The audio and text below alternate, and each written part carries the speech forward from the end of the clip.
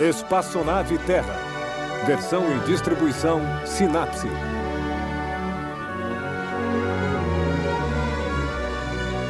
Terra, nossa nave espacial. Bem-vindo a bordo para esta viagem de 1 ano em torno do Sol.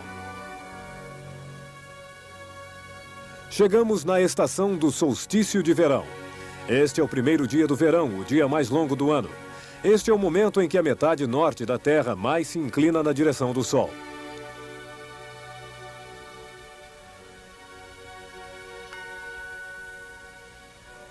O Sol se formou pela condensação de uma nuvem interestelar feita de gás e de poeira. Cada vez mais matéria se condensou no centro dessa massa em rotação.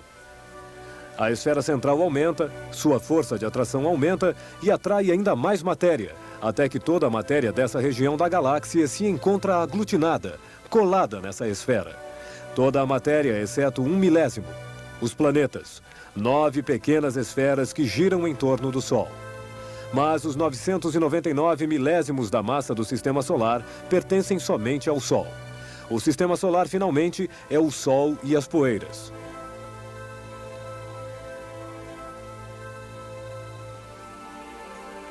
Os planetas, inclusive a Terra, não brilham. Eles apenas refletem a luz do Sol.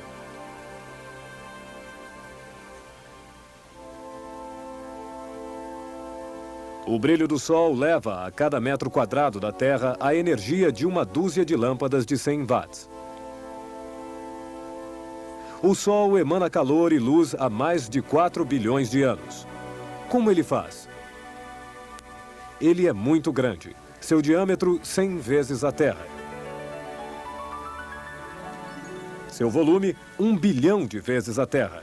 Sua massa 300.000 vezes a Terra. Devido a essa massa enorme, as pressões no centro fazem a temperatura subir a 14 bilhões de graus centígrados e provocam reações nucleares permanentes. O Sol é um tipo de reator nuclear. Seu combustível é o hidrogênio, o átomo mais simples do universo. Possui um único elétron. A seguir de fusões nucleares, os átomos de hidrogênio viram átomos de hélio, liberando uma energia enorme.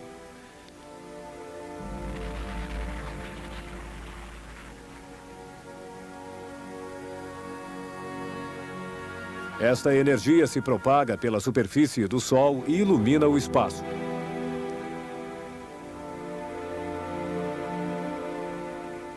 O Sol nos envia raios de todos os tipos, partículas eletromagnéticas, raios de luz, mas principalmente calor.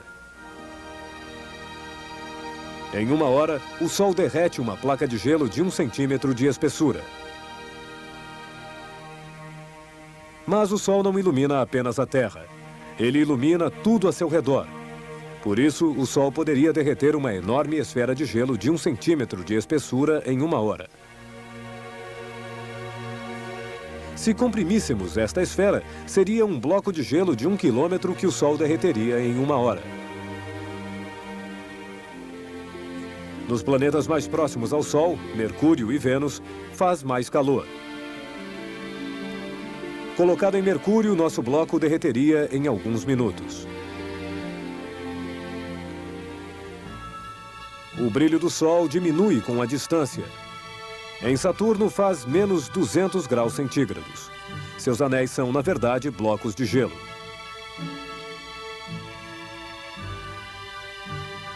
Em Júpiter faz menos 160 graus centígrados.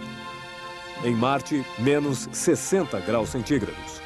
A Terra está em boa distância, bem temperada a 17 graus para a evolução de seres vivos adaptados a esta temperatura. Você faz parte deles.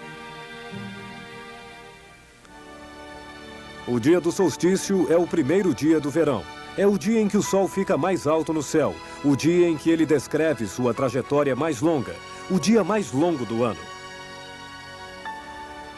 No inverno, quando o Sol fica baixo, os raios do Sol penetram longe dentro de casa.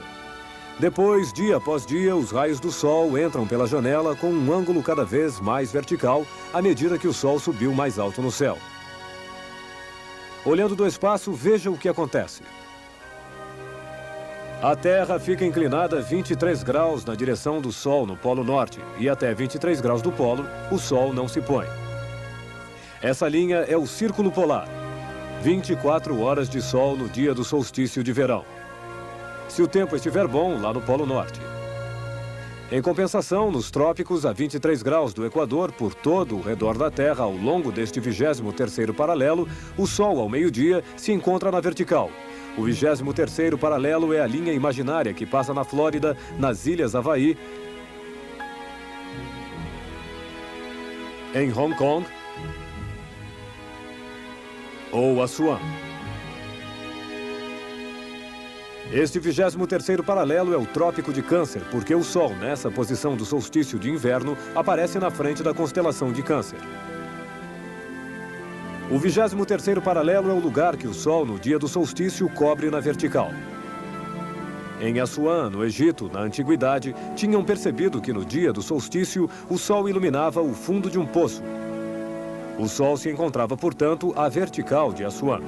O matemático Eratostênio vivia em Alexandria, a 800 quilômetros ao norte de Assuan.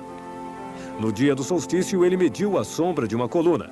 O Sol se encontrava a um pouco mais de 7 graus da vertical. Eratostênio deduziu, a partir daí, o tamanho da Terra. Veja seu cálculo. A Terra é redonda, 360 graus. 7 graus é aproximadamente um 50º do círculo. Para ter um círculo completo, é preciso multiplicar este ângulo por 50. Por consequência, a distância Assuan-Alexandria, 800 quilômetros, é preciso ser multiplicada por 50 para resultar na volta completa da Terra. 800 quilômetros multiplicados por 50, 40 mil quilômetros. É exatamente a circunferência da Terra que medimos 2 milênios mais tarde. 7 graus, um 50º do círculo, 800 quilômetros multiplicados por 50 são 40 mil quilômetros. A conta é grande, mas durante séculos esqueceu-se completamente dessa ressonância simples. E quando Cristóvão Colombo quis encontrar uma nova rota das Índias, teve que recomeçar do zero e convencer seus comanditários das dimensões da Terra.